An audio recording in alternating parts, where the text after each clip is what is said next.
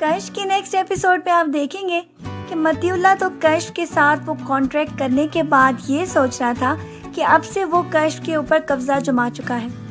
کشف کو تو وہ اپنے آستانے پہ بٹھانے کے بعد بہت ساری دولت حاصل کرنے والا ہے۔ یہ ساری باتیں تو اس کو دل ہی دل میں بہت خوش کر رہی تھی، کیونکہ آگے تو اس کے پاس دولت کے انبار لگنے والے تھے۔ لیکن اس کو کیا معلوم کہ کشف کی زندگی تو آگے A to Z بدل جانے والی ہے۔ اس کے کہنے پہ تو وہ آستانے پر آ گئی تھی، آنے کے لیے تو وہ مجبور ہو چکی تھی، کیونکہ جو کانٹریکٹ اس نے متی اللہ کے ساتھ کیا تھا اس کے مطابق اس کا آستانے پر بیٹھنا بہت زیادہ ضروری تھا، اور جو بھی آستانے پر رقم یہ سب کماتے اس میں سے آدھا کشف کو مل جاتا اور آدھا متی اللہ کو۔ یہ سارا کچھ تو سب کچھ طے تھا، اور آستانے پہ آنے کے بعد تو لوگ بہت زیادہ خوش تھے، کیونکہ کشف کے آنے کے بعد تو آستانے پر وہی سلسلہ شروع ہونے والا تھا۔ لوگ اس سے اپنی ساری رودات سنا کر تعویذ اور اپنے خوابوں کی تعبیر جاننے والے تھے۔ یہ ساری باتیں تو لوگوں کو بہت زیادہ خوشی دے رہی تھیں۔ کمزور ایمان والے لوگ تو ایسے ہی لوگوں کے ہاتھ کھلونا بنتے ہیں، اور متی اللہ جیسے لوگ تو ان لوگوں کی کمزوری کا فائدہ اٹھاتے ہیں۔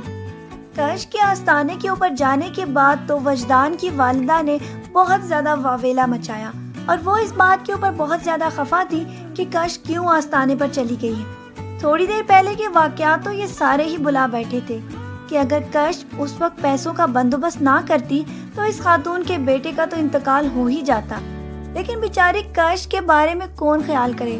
وجدان کو بھی انہوں نے اتنا زیادہ بھڑکا دیا تھا کہ جب وہ آستانے پہ جانے کی وجہ سے بہت زیادہ غصہ ہوا اور کشف سے یہ کہنے لگا کہ وہ لوگ یہاں سے چلے جائیں گے، اور کشف نے یہ کہا کہ میں تو بہت زیادہ مجبور ہوں، میں تمہارے ساتھ نہیں چل سکتی، مجھے تو آستانے پر جانا ہی ہوگا۔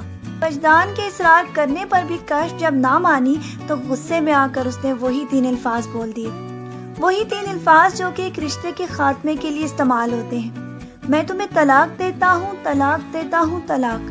کتنا آسان ہوتا ہے نا یہ 3 الفاظ بول دینا اپنی انا کی تسکین کے لیے، کہ اگر تم میری بات نہیں مانو گی تو میں یہی 3 الفاظ بول کر تمہیں اپنی زندگی سے باہر نکال دوں گا۔ لیکن ان 3 الفاظ کی باز گشت جب آپ کے کانوں پر دوبارہ واپس لوٹتی ہے تو اس کے بعد کیا ہوتا ہے یہ آگے جا کر آپ کو لاسٹ ایپیسوڈ میں پتہ چلے گا۔ وجدان تو اس کو طلاق دے کر وہاں سے رخصت ہو گیا تھا، اور یہ سمجھتا تھا کہ اپنی انا کو وہ تسکین دے کر یہاں سے رخصت ہو جائے گا، لیکن آگے اس کو کیا معلوم تھا کہ کشف تو اس کی روح ہے، اس کی زندگی ہے، اس کے بنا وہ کیسے جی سکتا ہے۔ طلاق کے 3 الفاظ بولتے ہوئے تو اس نے ایک لمحے میں بھی ان تمام باتوں کے بارے میں سوچا بھی نہیں تھا، اور وہ تو صرف اس کو یہ جتانا چاہتا تھا کہ میں تمہیں طلاق دے کر تمہاری زندگی برباد کر رہا ہوں۔ کشف کا تو اس کے بعد بہت ہی برا حال ہو گیا۔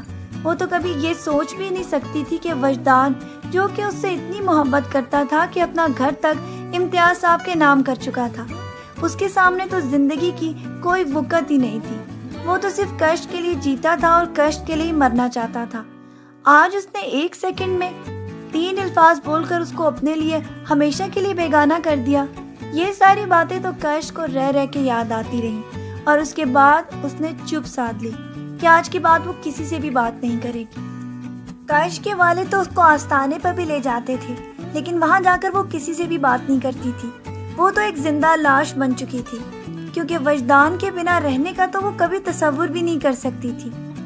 آگے جب آستانے کی کمائی میں بہت زیادہ کمی ہونا شروع ہو جائے گی تو متی اللہ اور اس کے والد کے درمیان جھگڑے شروع ہو جائیں گے کہ کشف کو سمجھاؤ، جبکہ دوسری طرف آپ دیکھیں گے کہ وجدان کی بھی ذہنی حالت آہستہ آہستہ بہت زیادہ خراب ہونے شروع ہو جائے گی۔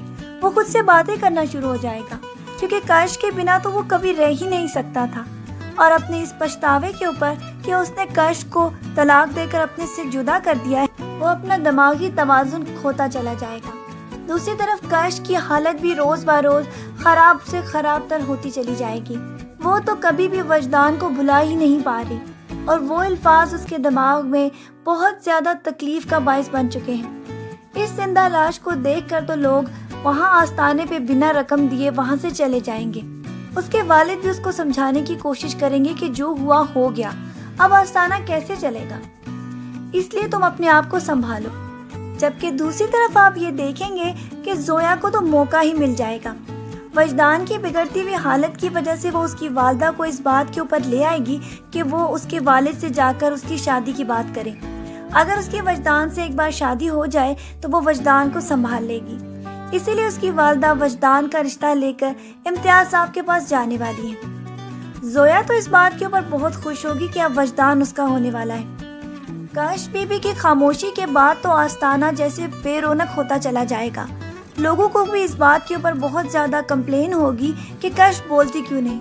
وہ تو آ کر اپنی روداد اس کو سناتے ہیں، لیکن آگے سے وہ کسی بات کا جواب دیتی ہی نہیں۔ اسی طرح آستانے کا سارا سلسلہ خراب سے خراب تر ہوتا چلا جائے گا، جبکہ کشف اپنے خواب میں یہ دیکھ چکی ہے کہ وہ اچانک مر جائے گی، اور اس کے مرنے کے بعد تو سارا کا سارا سلسلہ ہی بدل جانے والا ہے۔ یہ خواب تو ابھی تک اس نے کسی کو بتایا ہی نہیں کہ وہ خواب میں اپنی موت دیکھ چکی ہے۔ اپنی لاش کو بھی وہ صاف طریقے سے دیکھ چکی ہے، اور اس کے بعد کی تباہی بھی، کہ جب وہ مر جائے گی تو اس کے بعد ان کا سارا گھرانہ بہت زیادہ تکلیف میں آنے والا ہے۔ وہ وجدان جو کہ اس کو طلاق دے چکا ہے، وہ اپنا ذہنی توازن پوری طریقے سے کھو دے گا، اور اس کے بعد وہ اس کے مزار پر آ کر اپنے ہی انداز میں رقص کرتا ہوا اسے خواب میں نظر آیا تھا۔ اس کا رقص کرنے کا انداز تو صاف بتا رہا تھا، اور چیخ چیخ کر یہ بول رہا تھا کہ یہ اپنے ذہنی توازن کو کھو بیٹھا ہے۔ جبکہ خواب میں اس نے یہ بھی دیکھا تھا کہ اس کے مرنے کے بعد اس کے لالچی والد کا کیا حال ہوا۔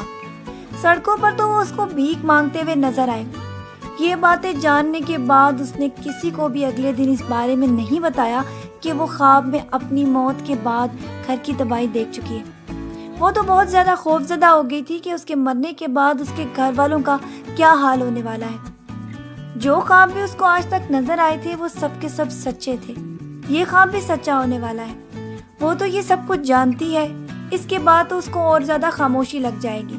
وجدان کی والدہ جب زویا کا رشتہ لے کر امتیاز صاحب کے پاس آئے گی تو اس کے بعد وجدان صاف الفاظ میں کش کو یہ کہہ دے گا کہ تم سے محبت کرنا میری بہت بڑی غلطی تھی۔ یہ اس کا کہنا ہی ہوگا کہ کش کے لیے اس کے تابوت کا یہ آخری کیل ثابت ہوگا، اور کش یہ صدمے کی تاب نہ لاتے ہوئے اسی وقت مر جائے گی، اور وہی کچھ جو کچھ اس نے خواب میں دیکھا تھا اس کے بعد پے در پے وہی سب کچھ ہونے والا ہے۔ کش کے مرنے کے بعد تو متی اللہ امتیاز صاحب کو یہ کہہ کر اپنے آستانے سے باہر نکال دے گا کہ اس کو اب ان کی کوئی ضرورت بھی نہیں۔ وہ تو صرف کش کی وجہ سے اس کو آستانے پہ رکھے ہوئے تھے۔ کش نے جو خواب میں اپنے والد کے بارے میں دیکھا تھا، اب وہی سب کچھ ہونے والا ہے۔ سڑکوں پہ جگہ جگہ بھیک مانگ کر وہ اپنا گزارا کرنے والے ہیں۔